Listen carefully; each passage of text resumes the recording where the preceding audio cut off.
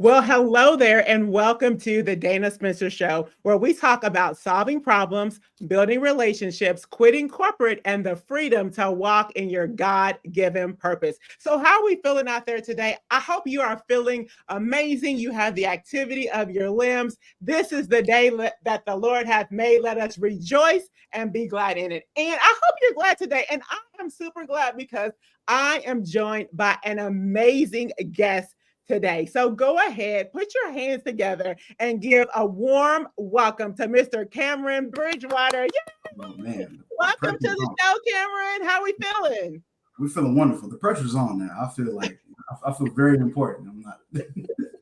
And you are important, and the pressure definitely is on. And so you are a busy person. And so I am definitely going to just jump right on in. So, Cameron, as a little boy, what did you want to be when you grew up? Man, as a little boy, probably 6 or 7 years old, I really wanted to be in the NBA. Always watching, always saw like Michael Jordan with his tongue hanging out and Allen Iverson and whatnot. So when I was a kid, I always mimicked them on the court. So that's kind of what the goal was to be. But unfortunately, I'm height challenged, so that didn't work out for me. But it's all good. Yeah, it's all good. I know. And like you said, Michael Jordan definitely set the standard with his dunking and all his skills. And Allen Iverson, I was a big fan. My son had the shoes and the jogging suit for, Iverson fans. So, yeah, so absolutely. So, what was the reality? What actually happened as a result? So, as a little boy, you wanted to be in the NBA. Did you continue to play basketball? Yeah, so I started playing. I actually started soccer and basketball at the same age, so around 7 years old. And then I played sports all the way up through college. So basketball was kind of the longest tenured sport that I played, all the way up until my freshman year in college, and then I stopped playing basketball and continued to play run track my rest of my eligibility years. But honestly, at 33 years old, I still play today. I played this morning, so I'm still active. So we're still at it. So what was that transition? So you said you played for a year in college. Yeah, What was the pivotal point that made you transition to track? yeah. So also ran track in high school as well as basketball. But going into college, I ended up going into a D3 Division 3 institution. Obviously, Division 3 athletes do not get scholarships. So you're truly, playing for the love of the sport. So my kind of introduction to the sport, meeting some of the coaches there, some of the assistant coaches, we really didn't really see eye to eye. And I eventually, realized that I wasn't going to get any playing time. So I was like, as a student athlete, you only get but so many years of eligibility. So I'd rather spend those years actually competing and being able to make an impact on said sports. So I was like, let me go to track because I know I can make an impact there for sure. Wow, you got me going a couple of different ways in my mind. First is the importance of vibing with your coach. I had a conversation with a track star, and she said you just have to buy into the process. And when she said that, I was like, yeah. So, what was it that you were able to recognize? You know what? We not vibing, and I need to go in a different direction.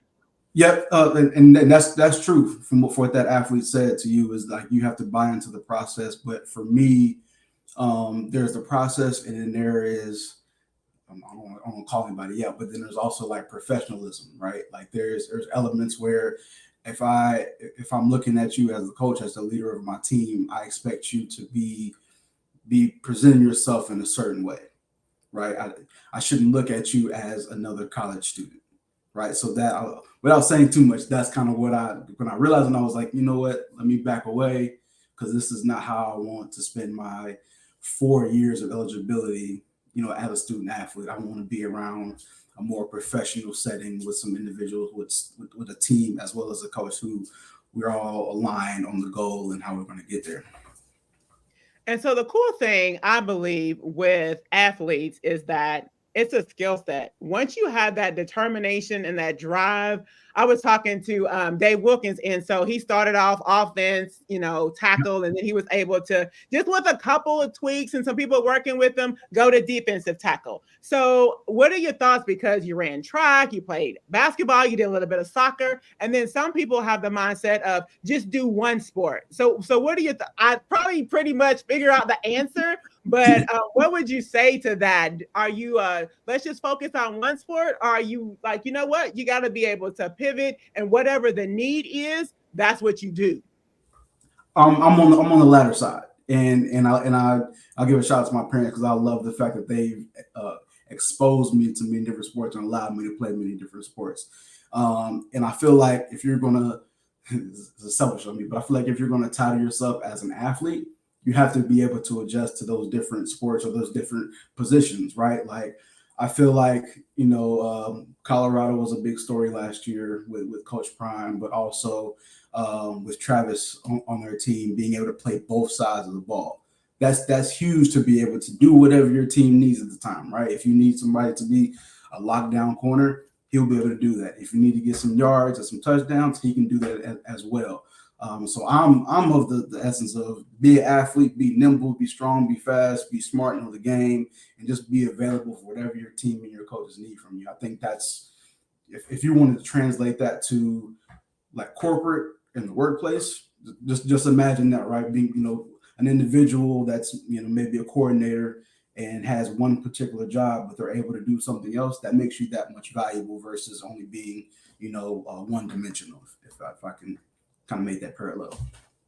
Right, you just totally oozed me because that's exactly where I was getting ready to. That's exactly where I was gonna go because I just want to make sure that athletes see how their skill sets Yeah. transfer so nicely into corporate or having their own business, whatever they intend to do in life. So, Yeah. what are some of those things that you, other than being able to be multifaceted and willing to Mhm. pivot and just do whatever is necessary? What are some other things that you would say you learned from sports that has carried into your corporate life? Man, that's a great question because it's literally everything. It is literally everything because I feel like first and foremost, being able to be a great teammate is so like valued in my eyes. Like, and I can tell those individuals who never played sports because I can tell how they treat their teammates, right? Like the simple fact of like as a teammate when you were playing sports, you would never try to throw your teammate under the bus because that's going to eventually come all like be a penalty to the entire team, right? That teammate is not just going to be running by itself. It's going to be an entire team things, right? So you have to like trust your teammate to do his job, they trust you to do yours, and then you all see a common bond because you're all going for the same goal. That's no different from corporate either. Like as long as you guys can see eye to eye on what the goal is, it might be the event that's in June and we're locking in. We're all going for the same goal. So teamwork will be number one. I would say the flexibility portion, which we touched on, would be number two. Being able to pivot really fast, and then I think one of the most important things is being calm under pressure, right? Because every industry, not just sports, but every industry is going to have a busy time where everybody's going quickly, fast. They're going to be in event mode or whatever the case may be, and you have to be able to kind of calm your mind down, right? So, in like a basketball sense, when as a kid, when you're first being taught how to break a press, right? When everybody full court press, the pressure's on you. The worst thing to do is panic and just dribble into a corner.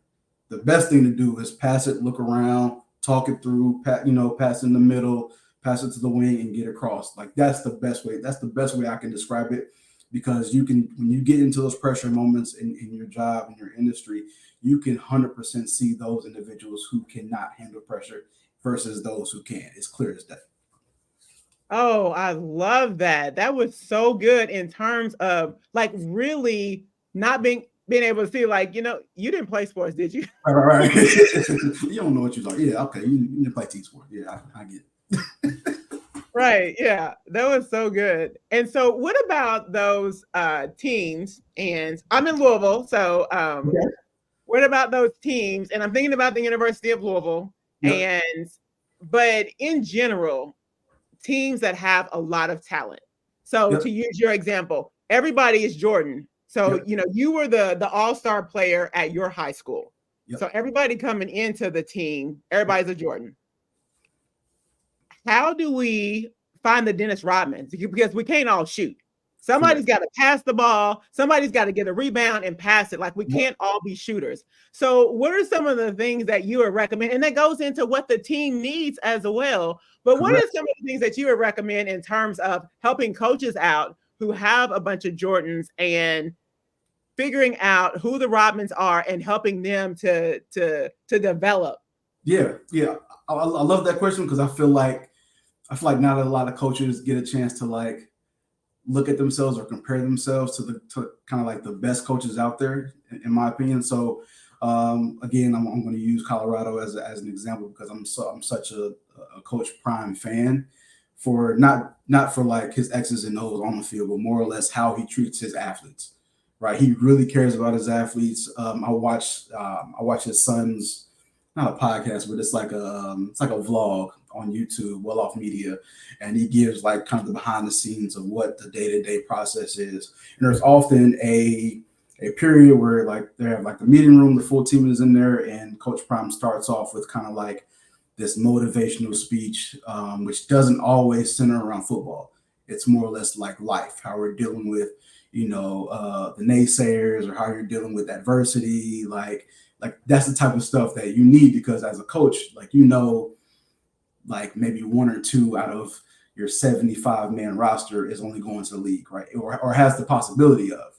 You're now because you're really building the other 70 athletes for like life, right? So I feel like a coach that knows that and understands it can communicate and can more or less relate to those student athletes makes a great coach versus someone who's just there to yell at you just to get wins and make you run and punish you. It's like that's not what it's all about because eventually, like you're gonna have to tell that young man, that young woman, like what is your next step? Like how are you like how are you getting to going from a student athlete and transitioning to corporate life because that's what's most important than focusing on the one or two athletes on your team that may potentially go pro. Right. So I feel like that's the key thing I feel like coaches would need to really focus on when they're really coaching the athletes because that would change your mindset, right? Because you're really like building the next generation of young leaders in this country, in this industry, or whatever industry you're in, to be the next professionals, to be the next thing. I feel like that's a mindset thing.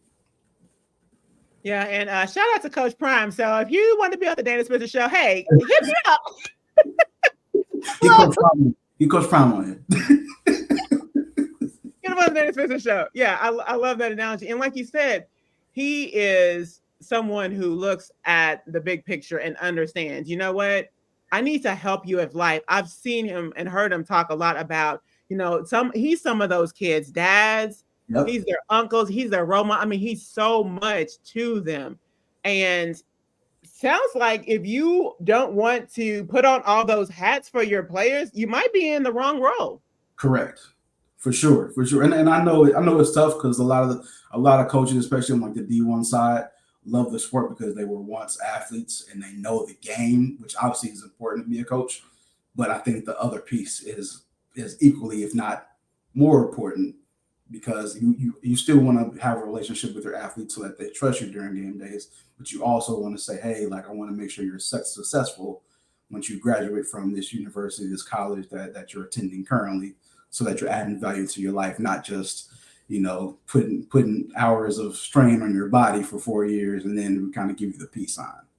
You know what I mean? So So what were some of the things that because obviously rhythm is a thing, you've got practice, you've got school, you've got away games, you've got so much on your plate. What yeah. are some of the tips that you would recommend to athletes as far as the whole time management of it all?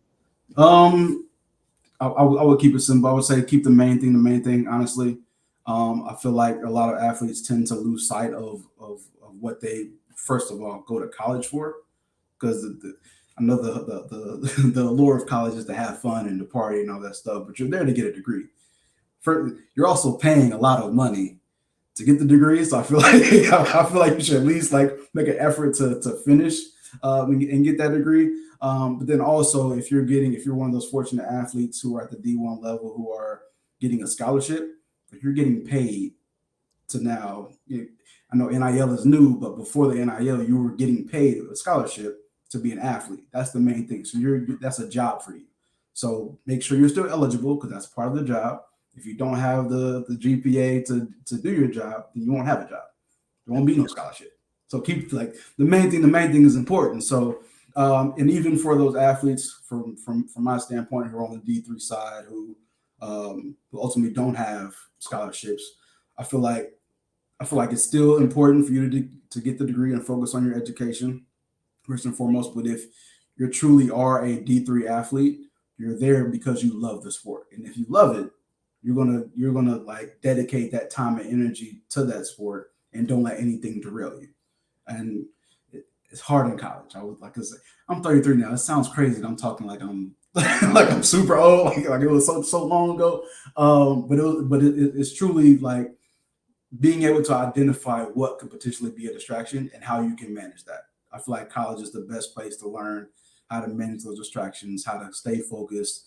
Um, and it's difficult. I'm not going to say it isn't. It's difficult, but make sure that you're learning how to self-reflect and go, okay, this is a distraction. This is keeping me away from the main things. Keeping me away from studying, keeping me away from, the late night lifts or the early morning practices, or it's keeping me drained from my 3 o'clock, 4 o'clock practices. Like I have to separate myself from that so I can focus and make sure that I'm, performing at the highest level possible. But I know it's hard for a lot of athletes. Like I can't keep myself away from that.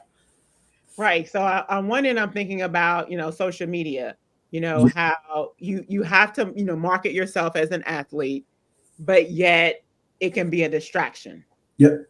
So what are your thoughts on social media? And then you talked about, NIL, and how can an athlete balance social media as a marketing tool, Hmm. but yet not allow it to be a distraction? That's a hard question because it's so new, right? We're only a year and a half, well, almost 2 years of it being a thing now with NIL. Um, and I feel like at least the millennials and the younger generation kind of have a step up on just understanding the landscape of social media. Because you think about millennials and the next generation after us, they literally grew up with social media. So it's not like we went without a time without it. Right? We always had Facebook. We always had MySpace. We always had Twitter. Now it's Instagram and TikTok, and I'm sure something else will come along here in the next couple of months or years, something like that. So I feel like just like navigating that, because I feel that we're always on the phone, whether it be on social media, whether it be on LinkedIn, chatting with Dana, about some things or whatnot. But I feel like that's just ingrained in what we do on a day-to-day basis, where I feel like it's easy to now turn it on for a student athlete to then, post themselves and get something, get a deal from a local sponsor, local dealership or whatnot, and do your contractual obligations with that company on your time, right? And I feel like that's another element of difficulty, or I won't call it distraction, but I will say difficulty of juggling everything that you're doing, right? Because again, like you said, sports is a full-time job, especially football, where you really don't have a lot of time to do anything else. So that little amount of time that you get, if you want to get paid, like make sure you're doing it the right way and make sure you're representing yourself and the university in the right manner, and then making the best deal possible. But honestly, I feel like we have kind of like an edge when it comes to the social media stuff because we kind of grew up with it. Yeah, that makes a whole lot of sense. Whereas for older people, it's like a distraction, but you're like, we grew up with it. It's almost like TV for you. It's like Yeah, yeah, yeah. it just is Yeah, what we it was is. here. Like, we woke up and it was here. That's what we were doing. That's the cool thing. Yeah, go download TikTok. Let's do a dance. So in terms of, after college, then what happened after college? Yeah, so I mean that's a long story. So So I graduated with a sports management degree, as well as a communication degree. Um, and I knew I was studying sport management since the day I declared that I wanted to go to Wilmington College eventually. So I knew sports was something that I wanted to do and I wanted to be surrounded and continue to be involved in. So everything that I did from day one when I left had to relate to sports in some shape, form, or fashion because I wanted to start building my resume from that point until today.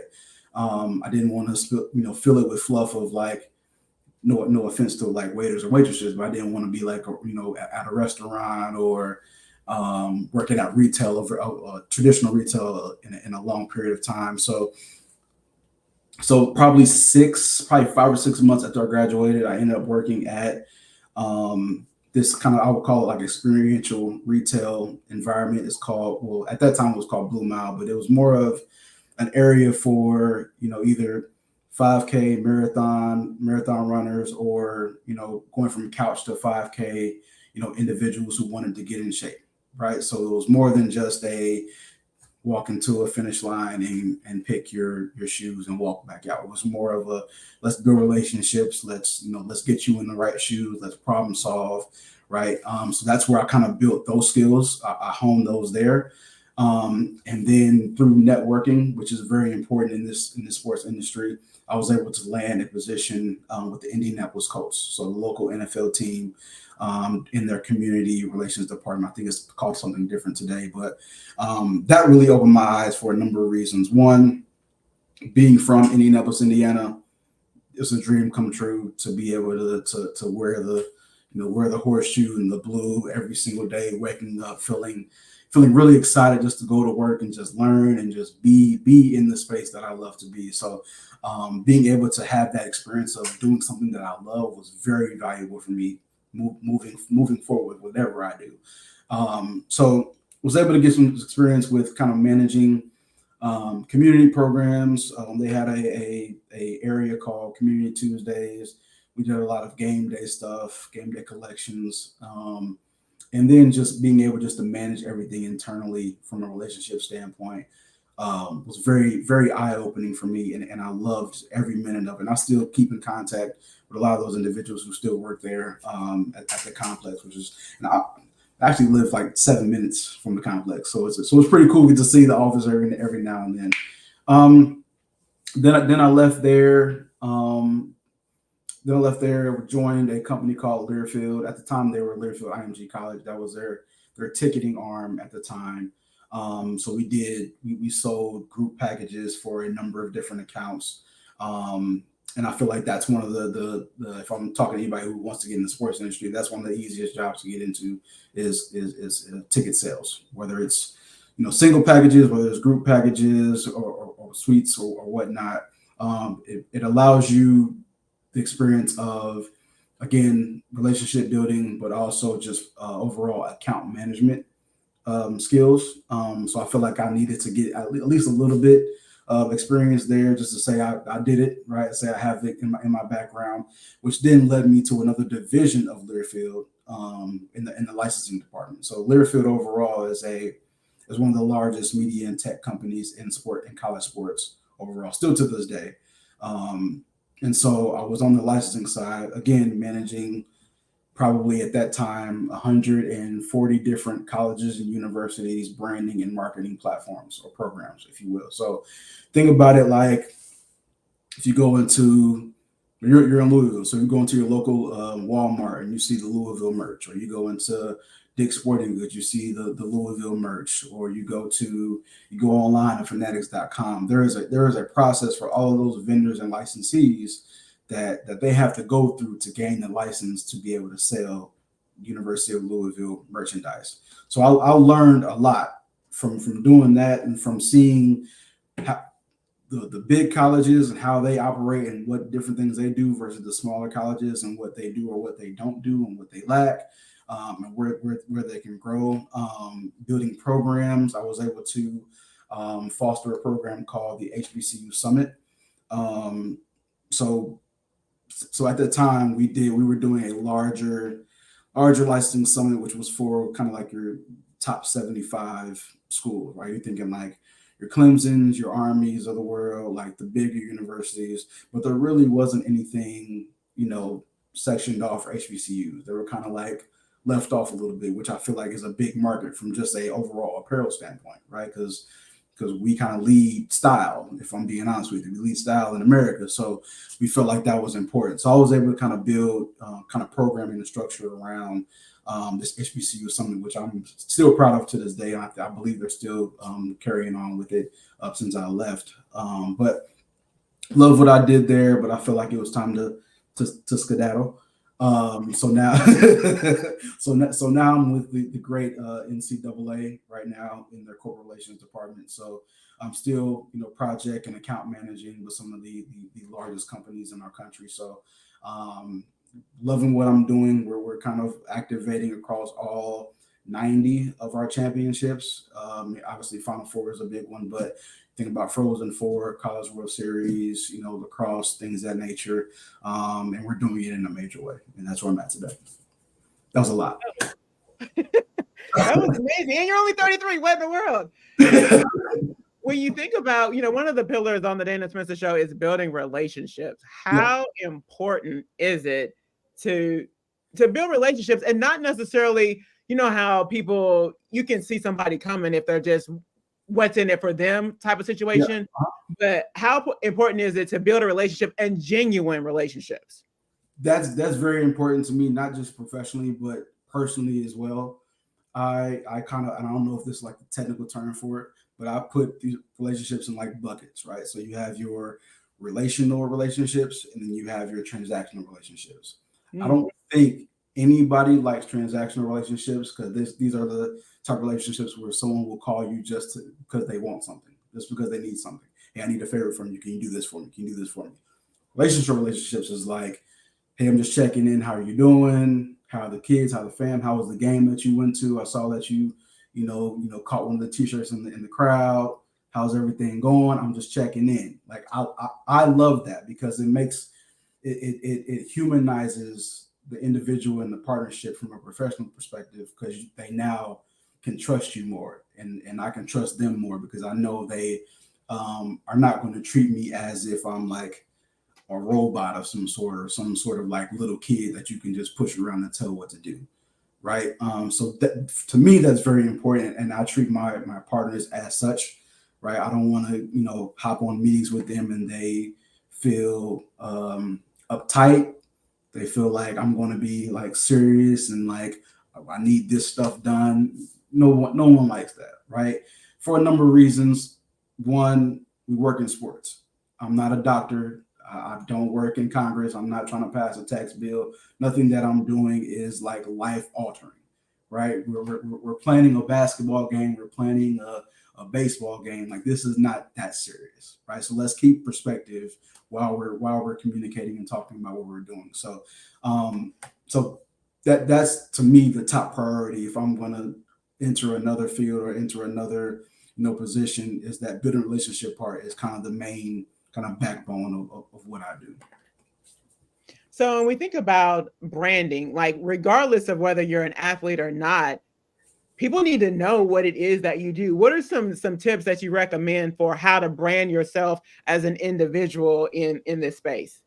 I think first and foremost, I feel like it's just how you carry yourself outside of your professional realm, right? Like how do you speak to, how you speak to elders, how you speak to your family, how do you treat your friends, right? I know your friends are supposed to be cool, but how do you actually treat them? Do you care about them? Like that's like the foundation because you can fake it for only so long until the true you comes out.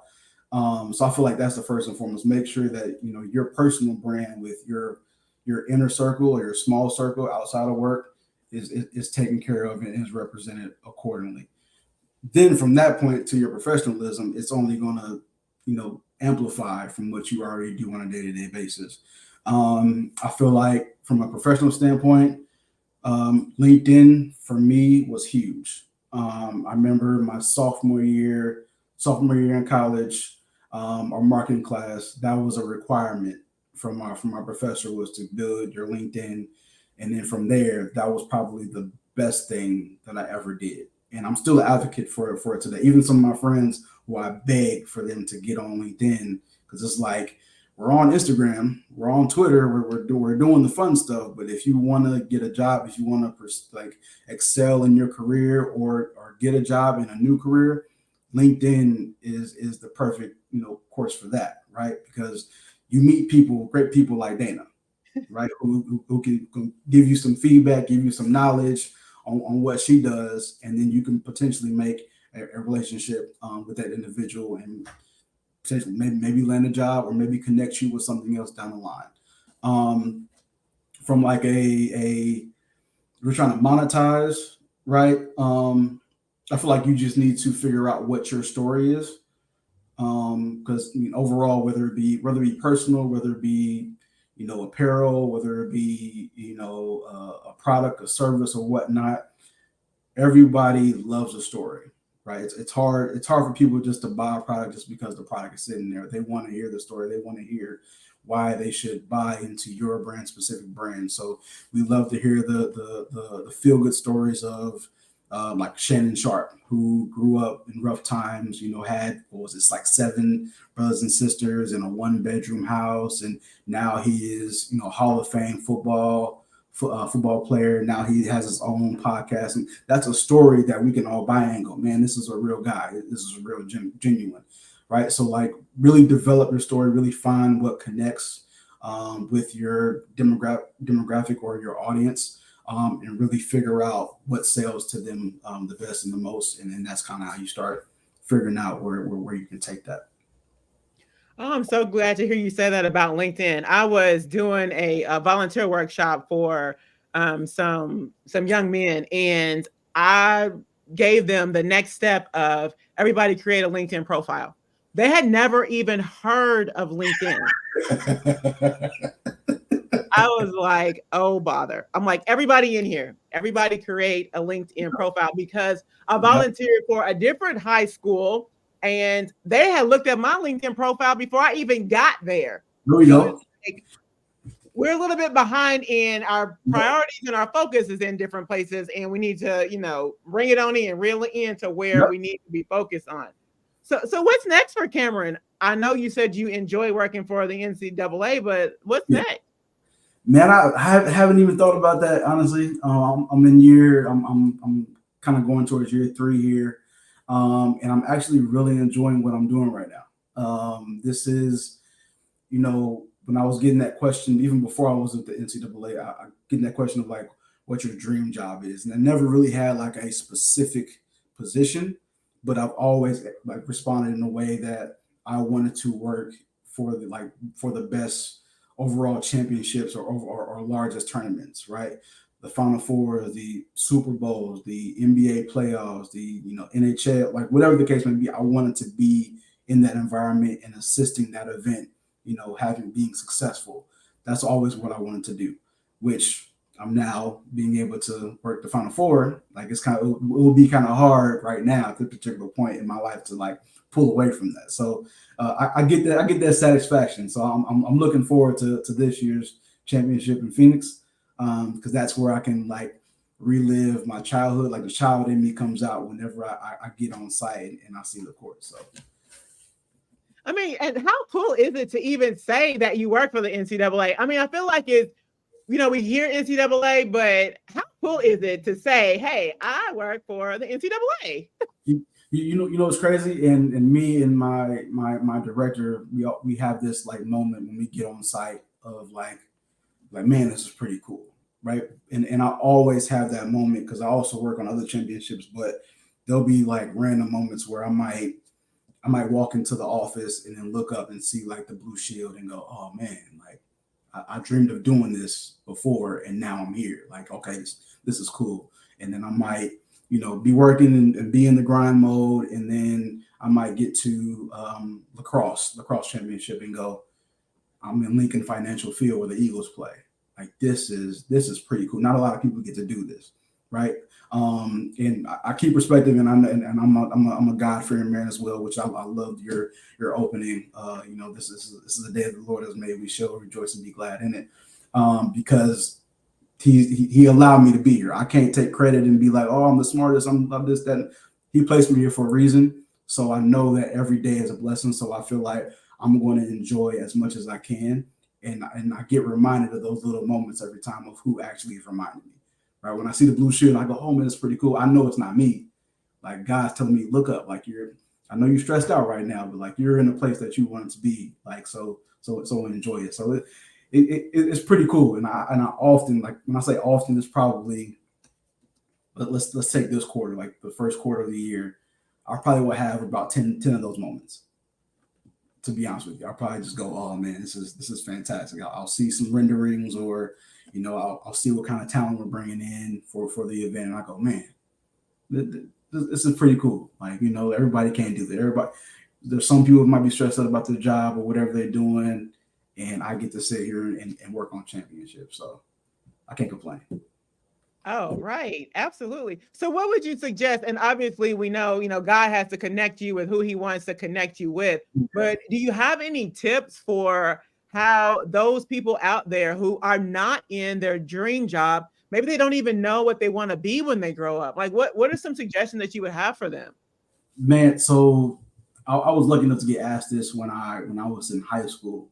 So I did a program called 100 Black Men. I'm not sure if they have a chapter in Louisville or not, but 100 Black Men had this program called the Battalion. It was pretty much like scholarship program for juniors and seniors, African American males, right? And so this was literally crash course between like etiquette, how to look for a job, how to build your resume, how to operate when you're getting pulled over. Like we're literally just like life lessons. And when we were going to the portion at the end, we were talking about like looking at colleges. The question that really stuck with me was like, okay, well, what do you want to do if money wasn't an issue? Like, what would you see yourself doing and enjoying for the rest of your life? And when you put it in that perspective, I think we're really opening your eyes up, right? Because I think especially a lot of millennials are focused on the money so much that we're like, okay, I just want to do whatever pays the most, whatever is going to give me the biggest check, which is fine. If that's if you want to chase money, that's cool. But I feel like it's more important to enjoy what you're doing versus just doing it for a check, right? If you can, to that point I said earlier about working for the Indianapolis Colts, because I woke up every day and I was so happy to go there. I was making 725. I was so elated to get like I'm about to go to the was Coast Complex, or now I'm about to go to the NCAA. Like I enjoy what I'm doing. I'm not really worried about the money, because what I love doing is the money's going to come eventually. That's going to be there because God's going to provide. But because I love what I'm doing so much, I'm not really, my mind's not stressed about where the next dollar is coming from, or how can I get the next 25K on my salary. I'm not thinking about that. And I feel like people need to figure that out. Like, what do you love? Like, like again, if money wasn't an issue, what could you see yourself doing every single day for the rest of your life? Not thinking about retirement. You're not, if you didn't have to retire, if you can do that until the day you leave this earth, what could you see yourself doing? And for me, it was easy. And unfortunately, I know there's some people, like you mentioned, who may not know for sure. But I would say continue to dabble, like I did when I was younger. Dabble in different things, different sports. Figure out what you like to do. Like like talk. Yeah, exactly. So see, I did that wrap around. Yeah. So dabble into the apparel industry, merchandise. See if you like to do that. Dabble in science, like see if you like to like weather. See if you like to do that. Dabble in creating businesses if that's something that you like to do. Try anything. Don't just limit yourself because you feel like you don't know what you're doing now. I think that's the most important time to then explore and then figure out what you don't like. Like I knew pretty quickly I didn't like ticket sales. I'll be honest with you. I was like, okay, cool. I know I don't like doing that, but I like this account management portion. I can definitely do this. But that discovery process is important, and I encourage anybody who doesn't know or doesn't have a sure mindset or path on what they want to do, like just try different things, and you'll eventually figure it out. Yeah, and then you talked a lot about events. So what if somebody's out there who everybody wants this big event. And even the NFL breakfast, I'm like, oh, that's the coolest thing is to have, a breakfast the week of, the Super Bowl. I mean, like that is super cool. Just and I have her on my calendar coming up here pretty soon. But I have an idea of let's have a breakfast Super Mhm. Bowl week. And now it's just the event. Yep. So what would you say to that person who is out there and they have those types of ideas, but they're not sure how to position themselves to get into miracle territory? Do you have any suggestions for them? Networking has been really important to me to get exactly where I'm at today. I feel like, I could tell you this the exact story of how I got the Indianapolis Colts position because it was of networking. It was of because of building that relational relationships aspect of it. So this was what this was 2016. So this was like this was like summer going into fall. I'm literally at Chipotle. I just left the gym. I'm at Chipotle kicking it, and one of my former mentors walked in. That was in the Botillion that I had a really good relationship with, and we're talking, chatting it up. And he asked me, what I'm doing. I told him I just graduated. He asked me what field I was in. I told him sports management. He was like, perfect. Okay, cool. Send me a resume and we'll talk. So probably 2 or 3 days later, I get a call while I'm at work. I'm at retail, and I'm like, "Hey, what's going on? Hey, man, I have a really good friend. Her name is Stephanie at the Indianapolis Colts. Said she has a position open. Would you like to take it out?" I'm like, "Yes, but absolutely, like for sure, yeah, absolutely. Like make that connection, please. Like it's like if you don't open yourself up to connecting to different people, you're going to stifle yourself, right? So like, well, what's the old saying? It's like it's not what you know, it's who you know. I mean, it's cliche. As cliche as that sounds, it's actually very true because we need people to advocate for us. We need literally a village to be able to say, "Oh yeah, I vouch for that individual because they do good work," or I've seen him, see how he operates. I see how he carries himself back to your brand. I really believe in him. I feel like he's going to come to your place of employment, right, and represent me well because it's not just that individual passing you off to the person. It's like no, you're vouching for that individual, so it's also a good representation of you as well, right? So I feel like you need to start meeting people, talking to the person who has the idea of events, meet people in events who are already doing big events, bounce your idea of what you have, what you're thinking, get a mentor in that space too that'll be able to kind of walk you through the process. And stay connected with that mentor even after your event so you can kind of debrief and say, hey, here's what I feel went well. Here's where I feel like didn't go so well. What can I do to get better? It's a constant communication and networking, achievement or process. With whatever you're doing, it's not. It doesn't end. Networking doesn't end. Doesn't end when you're the CEO of a company because you have to continue to build relationships to keep people. So networking is very key. Yeah, and you ooped me again because I was just about to ask about mentors, and then you said you had a mentor Yeah. that was able to connect you. So I wonder because I feel like a lot of this program that I volunteered for, and it was young men between maybe they were aged 12 to 18, Okay. and they Yeah. were very, very to themselves, not really very talkative. How can you help look, people like me who are helping with these, a volunteer to help them to get out of that and help them to understand, you know what? Life is a team sport. You Yep. cannot win by yourself. Just like you can't win on the court by yourself, with life, you Yep. cannot win by yourself. So, how do we help them to get out of that, take their AirPods out, and build relationships with people? Yeah. I mean, it's kind of tough because obviously they're in their own way, and again, that's kind of the downside of social media, right? Because we grew up in it, and now the younger generation really have grown up in it. They're like stuck, so they're stuck to the phones. They really have not honed their skills of communicating outside of text messages or DMs and IG and whatnot.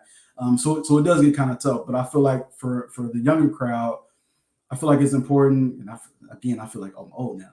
I feel like it's important for us to figure out a way to relate to them, right? Mm, Like almost come down to their level, right? In some shape, form, or fashion. And then you kind of build that relationship from there because it's all about trust for them. To be honest with you, once you like get them to trust you and open up a little bit, then they're going to look up to you like a big sister or a big brother that they can look up to. They can ask you questions and figure things out. So it's the first barrier is tough, but you just have to figure out what kind of gets them going, what kind of gets there. If it's something as small as like shoes, right? I feel like the shoe industry has blown up recently. So like if you like looking at a kid's shoes, you go, oh, you got the new Jordan threes. Okay, I just got those. Okay, well, when you get just kind of make that the overall connection, get them kind of eased in, and then go, okay, like so what what's next for you? What else are you into? Like, do you want to sell shoes, or what's kind of your process? Like, kind of like ease them into it because kids do not like they don't like bombarded with like information, right? Their attention span is already short, right? So like it's like how like what the best way to connect them and be like, okay, you got shoes or whatever, what's cool to you, and then you kind of got to move on to the next thing because I'm not going to listen long. mm. It's tough because I got four nephews, and then I got a grandnephew, so I'm learning to do that all over again. So Yeah, that's a good tip. I guess I got to get up on my, what are those that, and so the crazy thing is, I guess I'm a all woman. And so I like colors. And so I have some black and purple dunks. I didn't even know what they were. I don't, oh, I like your dunks. The first time somebody said it to me, I was like, exactly. Exactly. He's like, oh, dunk. I got, okay, done. Yeah, I got ducks on. yeah, oh, thank you. But I'm going to have to get up on my shoe game so I can be like, oh, you got the this, and this. Yeah, Because, you have, yeah.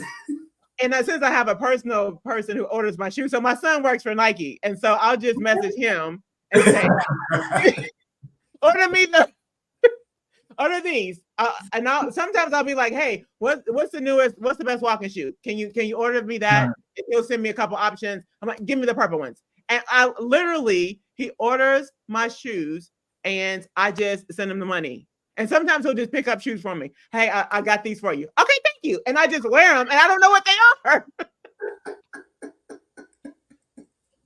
That sounds like a good plan to me. Yeah, I mean, it's a blessing, right? Yeah, for sure. And I'm sure if you told kids that your son works for Nike, they'd be like, "Oh, can I get some shoes? Can I get some Jordans?" Yeah, that'd be Well, easy way. maybe I need Easy way to open the kids eat up. with Yeah, that. easy way to open the kids up. Just come with some shoes. Hey, you gotta answer some Okay. questions. So I guess next time I'll lead with that. My son works for Nike. Oh, okay. Well, but yeah, Cameron, it's been amazing talking with you. So I could talk to you all day, but if we were going to put a bow on this conversation, what is it that you would want the listeners to walk away with? Ooh, I would probably circle back to the relationship piece because I feel like that's so transferable to any industry, whether you're sports, whatever medical, whatever the case may be, is treat people the golden rule, right? Treat people how you want to be treated, right? Like nobody likes transactional relationships. Like build real relationships, build solid foundation with those people because honestly, you don't know who you're going to come across, right? Like Dana, you could be the next president of the United States, right? Like we don't know the individual you walk past in the Walmart or Target. He could be a CEO of a corporation, right? So you need to really treat people with respect and dignity, and not like a robot who you only reach out to if you need something. I feel like that's just important in life in general. Yeah, that's so good. And even to your point with your mentor, you don't know who the people in your circle, you don't know who they know. Correct, for sure, for sure. What is that? Was the 6 degrees of separation? I believe is like you might not you might know the owner of the Mavericks, right? I would never know, right? But if I was treating you in a horrible manner, you'd be like, oh, Cameron was a bad guy. I'm not going to connect him with the guy that married. I'm cool. I'm gonna connect somebody else with him because they treated me better. So I feel like it's important to just treat people with dignity overall, not even just to get a position, just to have great relationships with people. Yeah, awesome. Couldn't have wrapped it up no better than that. So, Cameron, thank you so much. We Thank you. appreciate you stopping by the Dana Spencer Show, and just much love and success to you at NCAA and wherever life might lead you. But you know what? Retiring from the NCAA wouldn't be a bad option. We'll see, right? We'll see. All right. Thank you so much. Thank you. Appreciate you.